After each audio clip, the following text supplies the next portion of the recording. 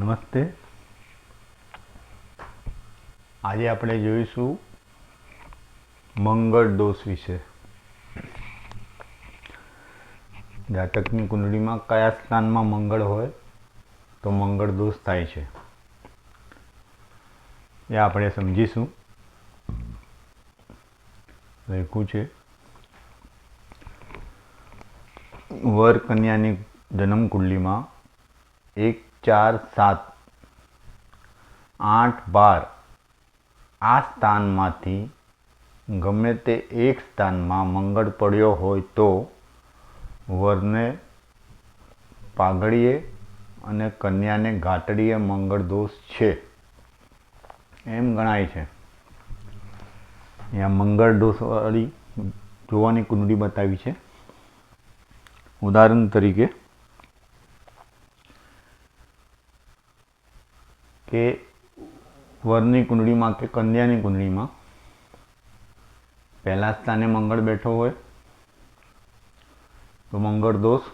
જન્મ કુંડલીમાં ચોથા ભાવમાં મંગળ બેઠો હોય તો મંગળ દોષ. સાતમા ભાવમાં મંગળ બેઠો હોય તો મંગળ દોષ. આઠમા સ્થાનમાં મંગળ બેઠો હોય તો મંગળ દોષ.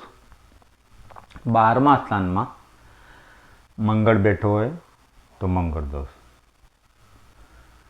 આ સ્થાનમાં જન્મ કુંડલીમાં વરની કુંડલીમાં કે કન્યાની કુંડલીમાં જો મંગળ બેઠો હોય તો તે કુંડળીને મંગળ દોષ ગણાય છે.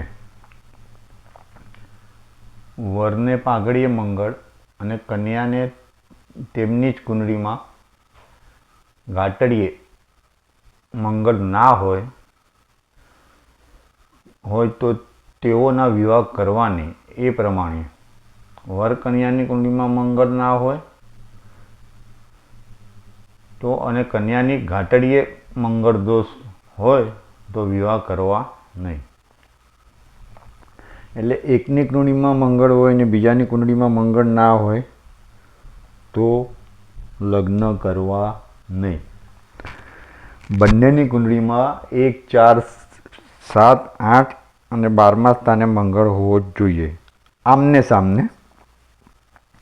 એટલે એમ કહેવાય કે બંનેને સરખા ભાવમાં મંગળ છે તો તમારે વિવાહ કરાય, નહીં તો તમારે લગ્ન કરવા નહીં. વરને કહેવાય, વરની કુંડળીમાં મંગળ હોય તો પાઘડીએ મંગળ કહેવાય અને કન્યાની કુંડળીમાં મંગળ હોય તો ઘાટડીએ મંગળ કહેવાય. આ રીતે મંગળની કુંડળી તમારે જોવાની છે. આગળ આપણે સમજીએ. વરને મંગળ હોય, કન્યાને મંગળ ના હોય પણ કન્યાની કુંડળીમાં પહેલા સ્થાને, ચોથા સ્થાને, 7મા સ્થાને, 8મા સ્થાને અને 12મા સ્થાનમાં આ સ્થાનમાંથી કોઈ પણ એક સ્થાનમાં શનિ હોય તો તે મંગળ બરાબર જ ગણાય છે. તેથી મંગળ દોષ નહીં રહેવાથી વિવાહ કરી શકાય છે. જેમ કે અહીંયા આપ્યું છે કે પહેલા સ્થાનમાં આગળ આપણે જોયું, ચોથા સ્થાનમાં, 7મા સ્થાનમાં, 8મા સ્થાનમાં અને 12મા સ્થાનમાં સમજો મંગળ બેઠો હોય એકની કુંડળીમાં અને બીજાની કુંડળીમાં કન્યાની કુંડળીમાં પહેલા સ્થાનમાં શનિ, ચોથા સ્થાનમાં શનિ, 7મા સ્થાનમાં શનિ બેઠો હોય, 8મા સ્થાનમાં શનિ બેઠો હોય અને 12મા સ્થાનમાં શનિ બેઠો હોય તો તેને મંગળ બરાબર જ ગણવામાં આવશે. તેથી મંગળ દોષ નહીં રહેવાથી વિવાહ કરી શકાય. એટલે એકની કુંડળીમાં સમજો મંગળ હોય ને બીજાની કુંડળીમાં એ જ ભાવમાં, પહેલા ભાવમાં, ચોથા ભાવમાં, 7મા ભાવમાં, 8મા ભાવમાં અને 12મા સ્થાનમાં જો શનિ હોય તેને મંગળ બરાબર જ ગણવામાં આવશે. તો મંગળ દોષ નહીં રહેવાથી એકબીજાના વિવાહ થઈ શકશે તેમ કહેવાય. અહીંયા જોઈશું વરની કુંડળીમાં પહેલા સ્થાનમાં મેષનો મંગળ હોય અથવા ચોથા સ્થાનમાં વૃશ્ચિકનો મંગળ હોય અથવા સાતમા સ્થાનમાં મીનનો અને મકરનો મંગળ હોય અથવા આઠમા સ્થાનમાં કર્કનો મંગળ અને 12મા સ્થાનમાં ધનનો મંગળ હોય તો મંગળ દોષ રહેતો નથી. જેમ કે પહેલા સ્થાનમાં મેષ રાશિ હોય અને ત્યાં મંગળ પડ્યો હોય તો મંગળ દોષ રહેતો નથી. ચોથા સ્થાનમાં વૃશ્ચિક રાશિ આવી હોય કુંડલીમાં, લગ્ન કુંડલીમાં, અને ત્યાં મંગળ બેઠો હોય તો મંગળ દોષ રહેતો નથી. સાતમા સ્થાનમાં મકર રાશિનો મંગળ હોય અથવા તો મીન રાશિનો મંગળ હોય તો મંગળ દોષ રહેતો નથી. આઠમા સ્થાનમાં કર્ક રાશિનો મંગળ હોય તો મંગળ દોષ રહેતો નથી. 12મા સ્થાનમાં ધનુ રાશિનો મંગળ બેઠો હોય તો મંગળ દોષ રહેતો નથી. આ રીતે મંગળના સ્થાનમાં જે ભાવમાં જે રાશિનો મંગળ લખ્યો છે તે મંગળ હોય તો મંગળ દોષ રહેતો નથી. તેને મંગળ દોષ ગણવામાં આવતો નથી. કેમ કે મંગળ પહેલા ભાવમાં મેષનો, ચોથા ભાવમાં વૃશ્ચિક રાશિનો,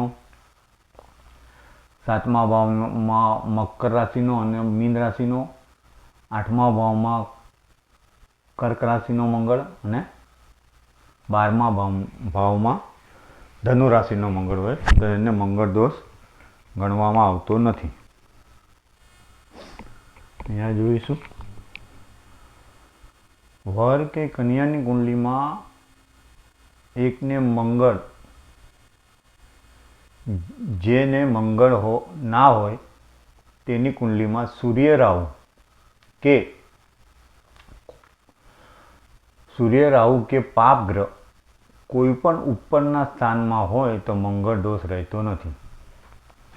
જેમ કે આગળ આપણે જોયું કે એકની કુંડળીમાં મંગળ હોય ને બીજાની કુંડળીમાં શનિ હોય મંગળના સ્થાનમાં, એટલે કે મંગળ દોષના સ્થાનમાં પહેલું સ્થાન, ચોથું સ્થાન, સાતમું સ્થાન, આઠમું સ્થાન ને 12મું સ્થાન, એની સામે શનિ હોય તો મંગળ દોષ રહેતો નથી. તેવી જ રીતે પહેલા સ્થાનમાં સૂર્ય રાહુ હોય, ચોથા સ્થાનમાં સૂર્ય રાહુ હોય,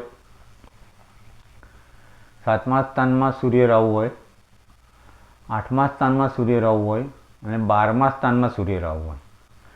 એટલે કોઈ બી પાપ ગ્રહ હોય આ સ્થાનમાં, ફક્ત સૂર્ય પડ્યો હોય કે ફક્ત રાહુ પડ્યો હોય પહેલા સ્થાનમાં, ચોથા સ્થાનમાં ફક્ત સૂર્ય પડ્યો હોય કે ફક્ત રાહુ પડ્યો હોય, સાતમા સ્થાનમાં ફક્ત સૂર્ય પડ્યો હોય કે રાહુ પડ્યો હોય, આઠમા સ્થાનમાં ફક્ત સૂર્ય પડ્યો હોય કે રાહુ પડ્યો હોય અને 12મા સ્થાનમાં ફક્ત સૂર્ય બેઠો હોય કે રાહુ બેઠો હોય.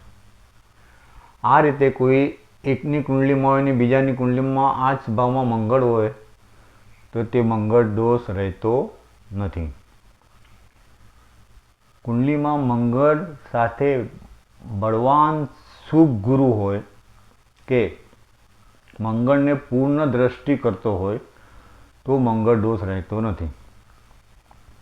મંગળની સાથે આ જ ભાવમાં મંગળના સ્થાનમાં મંગળ બેઠો હોય પણ સાથે શુભ ગુરુ, બળવાન બની શુભ ગુરુ મંગળની સાથે એક જ ભાવમાં બેઠા હોય ગુરુ, અથવા મંગળ ઉપર પૂર્ણ દ્રષ્ટિ ગુરુ કરતો હોય, ગુરુ ગમે ત્યાં બેઠો હોય પણ મંગળ ઉપર પૂર્ણ દ્રષ્ટિ કરતો હોય તો મંગળ દોષ રહેતો નથી. કર્ક કે સિંહ લગ્નમાં જન્મેલા જાતક માટે મંગળ દોષ હોતો નથી.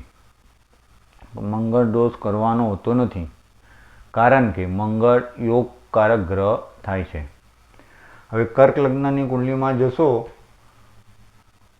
તો મંગળ યોગકારક ગ્રહ થાય છે. એટલે કર્ક લગ્નની કુંડલીમાં મંગળ કેન્દ્ર અને ત્રિકોણનો માલિક થાય છે.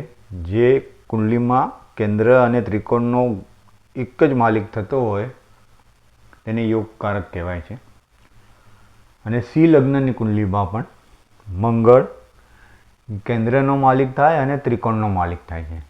તો આ બે લગ્નની કુંડળી હોય, કર્ક લગ્ન અને સી લગ્ન, તો એમાં મંગળના ભાવમાં મંગળ બેઠો હોય, પહેલા ભાવમાં, ચોથા ભાવમાં, સાતમા ભાવમાં, આઠમા ભાવમાં અને 12મા સ્થાનમાં મંગળ બેઠો હોય, તો એ મંગળ દોષ કરવાનો હોતો નથી હોતો, મંગળ દોષ ગણવાનો હોતો નથી હોતો. કારણ કે મંગળ કર્ક લગ્નની કુંડલીમાં અને સી લગ્નની કુંડલીમાં યોગકારક ગ્રહ મંગળ બને છે. માટે આ રીતે મંગળ દોષ વર કન્યાની કુંડલીમાં જોઈને જ આપણે લગ્ન માટેનું, વિવાહ માટેનું કહી શકાય છે, જેને આપણે બરાબર સમજી વિચારીને મંગળ દોષનું જોવાનું રહેશે. આજે આપણે અહીંયા સુધી રાખીશું. તમને મારો વિડીયો ગમે તો લાઈક કરજો, ના ગમે તો ડિસલાઈક કરજો. નમસ્તે.